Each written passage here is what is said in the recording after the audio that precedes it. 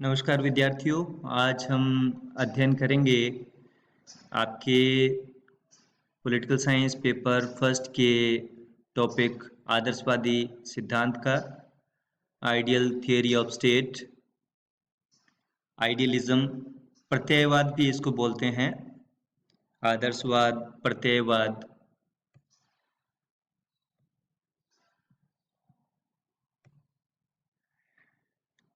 इस सिद्धांत का जन्म मूलतः प्लेटो और अरस्तु के विचारों से हुआ है। ये राज्य को एक प्राकृतिक संस्थान मानते हैं, एक नेचुरल फिनोमिना है, नेचुरल इंस्टीट्यूट है राज्य, और इसलिए ये नेचुरल है तो ये अपने आप में परफेक्ट भी है। राज्य के बियॉन्ड कुछ नहीं है, राज्य अपने आप में पूर्ण है, तो इसलिए एक स्वयं पूर्ण संस्थान है राज्य। और राज्य एक ऐसा संस्थान है जिसमें रहकर ही व्यक्ति अपने व्यक्तित्व का विकास कर सकता है। यानी यदि राज्य नहीं हो तो व्यक्ति का विकास संभव नहीं है। और हीगल तो ये मानता है कि निज आत्मा या स्वयं की आत्मा और फिर उसके परे पर आत्मा, तो स्वात्मा और परात्मा से आगे बढ़कर जो परम आत्मा है उस स्तर का जो विकास है परमात्मा, तो निज से लेकर पर की यात्रा करते हुए परम तक जो पहुंच है, उस तक पहुंच राज्य के माध्यम से ही संभव है। और राज्य इस प्रकार सृष्टि के विकास की अंतिम परिणति है। ये आदर्शवादी सिद्धांत मानता है, ये प्रत्ययवाद भी कहलाता है, इसी कारण कि आइडियाज जो हैं मूलतः आइडियलिज्म या आइडियल थियरी जो है वो ये मानती है कि सबसे बड़ी चीज जो है वो प्रत्यय है। प्रत्यय है यानी आइडिया है। कोई कार्य हो रहा है तो कार्य के होने में उसका कोर नहीं छिपा हुआ है, उससे पहले उसका आइडिया है, उसका प्रत्यय है जिसके कारण वो कार्य हो रहा है। हम उसके होते हुए को देखने को एक तरीके से फिजियोलॉजिकल पार्ट के रूप में देख सकते हैं, परंतु उस मैकेनिज्म के कोर में जो है ना वो आइडिया है, प्रत्यय है, विचार है। इसीलिए ये सिद्धांत वैचारिक विकास की बात करता है, वैचारिक यात्रा पर बल देता है, इसीलिए ये प्रत्ययवाद कहलाता है। और आइडिया को ही हम हिंदी में प्रत्यय भी बोलते हैं। और हम सामान्यतः इस कॉन्सेप्ट को समझना चाहें तो उसी आइडिया या प्रत्यय को हम विचार के रूप में समझते हैं, जिसके लिए टेक्निकल वर्ड यूज करता है प्रत्यय। तो ये मानता है कि राज्य अपने आप में एक लक्ष्य है, राज्य कोई साधन नहीं है, राज्य तो साध्य है, राज्य तो पूर्णता का परिचायक है, राज्य तो परफेक्ट है अपने आप में, राज्य में कोई कमी नहीं है, राज्य तो इंश्योर करता है व्यक्ति के व्यक्तित्व के विकास को। राज्य के इस सिद्धांत का प्रतिपादन, ये जो आदर्शवाद है, इससे जुड़े हुए विचारक हैं कांट है, इमैनुअल कांट, जो फिलोसफी में बहुत बड़ा नाम है। इमैनुअल कांट का बुद्धि की कोटियां उन्होंने की है, दिशाएं, समय, इस तरीके से इन्होंने प्रत्ययवाद को समझाया कि हम कैसे मूलतः हमारी जो भाषा है और हमारा जो ज्ञान है तो वो किन फ्रेमवर्क में बंधा हुआ है। हम किसी चीज को कैसे समझते हैं, हम बच्चे का सामाजिकरण करते हैं तो हम रिश्तों के रूप में उसको, मानव परिवार को समझाते हैं। हम उसको समय के रूप में आज कल परसों, 2 दिन पहले, 5 साल बाद, है ना, बहुत वर्षों पहले, इस रूप में समय का प्रत्यय उसको देते हैं। हम उसे दिशाओं का प्रत्यय देते हैं, डायमेंशंस का, कि नॉर्थ में जाना है, साउथ में नहीं जाना है, ऊपर जाना है, नीचे नहीं जाना है, दाएं हैं, बाएं हैं। इस रूप में कांट ने मनुष्य की बुद्धि की कोटियों को परिभाषित किया। तो उसने बताया कि मूलतः हम जो भी वैचारिक आयाम हैं हमारे, उनके मूल में दिक् और काल के प्रत्यय हैं। तो ये भी मानता है कि असल जो चीज है वो है आइडिया, प्रत्यय। मान लीजिए आप दिशाओं के प्रत्यय को हटा दीजिए, समय के प्रत्यय को हटा दीजिए, फिर आप कैसे चिंतन करेंगे, कैसे बताएंगे किसी चीज को? जैसे आकार का प्रत्यय है, इसके अलावा हिगल है, हिगल को हम समझते हैं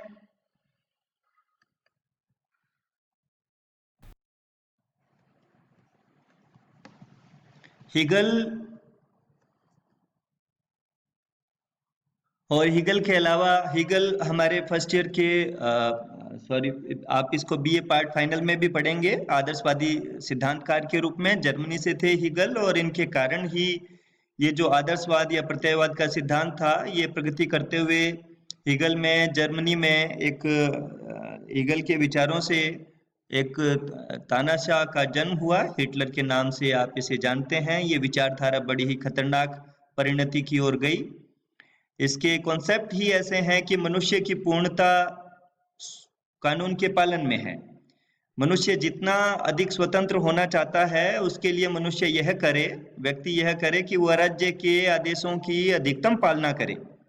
यदि स्वतंत्रता को इस रूप में परिभाषित करेंगे तो एक तरीके से नाजीवाद जैसा ही उसकी परिणति होगी। तो आदर्शवाद की जर्मनी में जो परिणति हुई वो नाजीवाद के रूप में हुई। फिर एक ग्रीन है जो इंग्लैंड से हैं, आदर्शवाद को इन्होंने बहुत ही एक मध्यम मार्गी आदर्शवाद के रूप में उसका विकास किया। और ये सामान्य इच्छा के जो रूसो का सिद्धांत आपने पढ़ा होगा, नहीं भी पढ़ा हो तो आगे पढ़ेंगे। सामान्य इच्छा से राज्य को जोड़ दिया कि राज्य जो है वो सामान्य इच्छा का परिणाम है। राज्य के आने से एक तरीके से मनुष्य के व्यक्तित्व का विकास होता है, क्योंकि वो मूलतः सभी लोगों की सद इच्छाओं की का एक सहमति है, का योग है। इसके अलावा ब्रैडले, बोसांके ये भी आदर्शवादी सिद्धांतकारों में है। तो जैसा कि मैंने बताया इस सिद्धांत को हम दो भागों में बांट सकते हैं। एक मध्यम मार्गी आदर्शवाद है जो ग्रीन द्वारा प्रतिपादित है, ग्रीन ब्रिटेन से हैं, और दूसरा उग्र आदर्शवाद है जिसमें हीगल आते हैं जो कि जर्मनी से है। तो ग्रीन ये मानता है कि राज्य एक स्वाभाविक संस्था है और एक बहुत जरूरी संस्था है, अनिवार्य संस्था है। राज्य के बिना व्यक्ति का विकास हो नहीं सकता। राज्य के बारे में ग्रीन को हम समझना चाहें तो ये कोटेशन आपको बहुत जगह देखने को मिलेगी कि मानवीय चेतना स्वतंत्रता की मांग करती है और स्वतंत्रता में अधिकार निहित होते हैं और अधिकार राज्य की मांग करते हैं। इसका मतलब ये है कि मानव की चेतना जो है वो स्वतंत्रता के बिना चेतना का कोई मीनिंग नहीं है, मीनिंगलेस है। यदि आप स्वतंत्रता चाहते हैं और तो मानव की चेतना जो है वो स्वतंत्रता पूर्ण विचार करना चाहती है, उसकी जो गति है वो स्वतंत्रता पर निहित है। और स्वतंत्रता यदि चाहिए तो स्वतंत्रता के लिए इंश्योर करने के लिए या उसमें ऑटोमेटिकली इनबिल्ट जो चीज है वो अधिकार है। और उन अधिकारों को इंश्योर कौन करता है? उन अधिकारों को राज्य इंश्योर करता है। तो इसलिए राज्य का रहना बहुत जरूरी है, क्योंकि वो आपको अधिकार देता है। और अधिकारों से क्या होता है? आप स्वतंत्र होते हैं, और स्वतंत्र होने से आपको क्या फायदा है? तो आपकी जो चेतना है उसका विकास हो पाता है, यानी आपके व्यक्तित्व का विकास हो पाता है, हम उल्टा समझें तो। इसीलिए इस कोटेशन को मानव की चेतना स्वतंत्रता की मांग करती है और स्वतंत्रता में अधिकार निहित है और अधिकार राज्य की मांग करते हैं। ये ग्रीन के विचारों को समझने के लिए कहा जाता है। आमतौर पर राज्य को ग्रीन मानते हैं कि राज्य तो सर्वोच्च नैतिक संस्थान है, राज्य से ही मनुष्य के व्यक्तित्व का विकास संभव है। हालांकि मनुष्य के व्यक्तित्व का विकास राज्य प्रत्यक्ष रूप से नहीं कर पाता है, परंतु प्रत्यक्ष रूप से वो समस्त नैतिक संस्थाओं को सुरक्षा प्रदान करता है। इस रूप में राज्य एक सर्वोच्च नैतिक संस्थान है। व्यक्ति और राज्य इस प्रकार से इंटरडिपेंडेंट है। राज्य व्यक्तियों के बिना नहीं रह सकता और व्यक्ति राज्य के बिना एनार्की में अपने व्यक्तित्व का विकास नहीं कर सकता। इसलिए दोनों एक दूसरे के लिए अवश्यंभावी हैं, अनिवार्य हैं। राज्य अपने नागरिकों की सामाजिक इच्छा का प्रतिनिधित्व करता है। इसलिए ग्रीन ने कहा भी है कि राज्य शक्ति नहीं वरन मानवीय इच्छा पर आधारित होता है। अब हम बात करते हैं राज्य के उग्र आदर्शवादी सिद्धांत की। इसके सिद्धांतकार हीगल हैं। हीगल मानते हैं कि राज्य पृथ्वी पर परमात्मा का अवतार है, वो सर्वशक्तिमान है और वो कोई त्रुटि नहीं करता। राज्य और व्यक्ति के जो संबंध हैं वो प्राकृतिक हैं, प्रकृति प्रदत्त हैं। राज्य मानव स्वतंत्रता की प्राप्ति का एकमात्र साधन है और हीगल ये मानते हैं कि राज्य के बिना वास्तविक स्वतंत्रता की प्राप्ति की ही नहीं जा सकती। और वो ये भी मानते हैं कि यदि आपको अधिकाधिक स्वतंत्रता चाहिए तो आप अधिकाधिक कानूनों की पालना कीजिए। राज्य नैतिकता का स्रोत है, नैतिकता का उद्गमन राज्य से ही होता है। तो हीगल भी यही मानते हैं कि राज्य जो है वो सर्वोच्च नैतिक संस्थान है। तो दोनों यहाँ मध्यम मार्गी भी और उग्र आदर्शवादी भी दोनों ये मानते हैं कि राज्य जो है वो एक नैतिक संस्थान है। नीति परकता बनी रहे, इसलिए राज्य का बने रहना बहुत जरूरी है। व्यक्ति को शासन के विरुद्ध विद्रोह का अधिकार नहीं देता है आदर्शवाद, क्योंकि ये मानते हैं कि राज्य तो सर्वोच्च नैतिक संस्थान है, तो आप उसका विरोध कैसे कर सकते हैं। और ये कॉन्सेप्ट ये भी मानता है यह कि भाई युद्ध जो है वो वांछनीय है, क्योंकि नैतिकता का जो प्रेरक है उसको नीति परकता पे चलने के लिए युद्ध भी करने पड़ सकते हैं। अब राज्य के कार्य क्षेत्र की बात करें तो ये मानते हैं कि राज्य साध्य है, लक्ष्य है। राज्य किसी के हितों की साधना करने के लिए नहीं है, राज्य तो स्वयं में साध्य है। और राज्य सामान्य इच्छा का प्रतिनिधित्व करता है, यानी कि जो गलत इच्छाएं हैं वो उनका आपस में वो कट जाती हैं और सद इच्छाएं जो हैं उनका कुल योग जो है वो सामान्य इच्छा है। और इस रूप में समस्त व्यक्तियों के, नागरिक जनों के हितों की रक्षा करता है राज्य। इस रूप में राज्य रिप्रेजेंट करता है अपने आप में सामान्य इच्छा को। राज्य का अपना एक लक्ष्य है और राज्य का अपना व्यक्तित्व है। जैसे कि हीगल भी मानते हैं कि राज्य है वो सर्वोच्च, वो तो परमात्मा है, ईश्वर पे पृथ्वी पे ईश्वर का अवतार है, incarnation of God on the earth. मानव की स्वतंत्रता इसी में है कि वो राज्य की आज्ञा का पालन करे। इससे आपको अधिकाधिक स्वतंत्रता की प्राप्ति होगी। राज्य आंतरिक और बाहरी दोनों रूप में सर्वशक्तिमान है। राज्य से बड़ा कोई नहीं है, राज्य के बराबर कोई नहीं है। राज्य अपने आप में सुपर स्ट्रॉन्ग है और वो सबकी सेफ्टी इनको इंश्योर करता है। वो सर्वोच्च नैतिक संस्थान भी है और सर्व शक्तिशाली भी है। कानूनों का, नीति का उद्गाता है। राज्य अधिकारों का जन्मदाता है और व्यक्ति और राज्य में इस कारण कोई विरोध नहीं है। अब ग्रीन ये मानते हैं, ये हीगल की बात थी। अब एक तरीके से ग्रीन को देखें तो ग्रीन ये मानते हैं कि राज्य का प्रमुख कर्तव्य जो है वो व्यक्ति द्वारा उसके व्यक्तित्व का पूर्ण विकास करवाना है। यानी राज्य का अस्तित्व इसीलिए है कि व्यक्ति अपने व्यक्तित्व का पूर्ण विकास कर सके।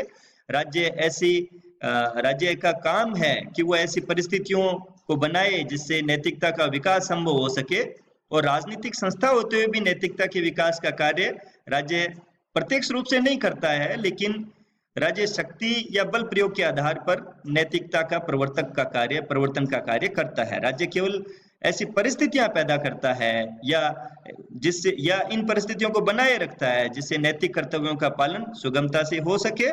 ग्रीन ये मानता है कि राज्य का कर्तव्य है कि वो सत्कर्तव्य करने के मार्ग में, व्यक्ति के मार्ग में जो बाधाएं आती है उन बाधाओं को बाधित करे।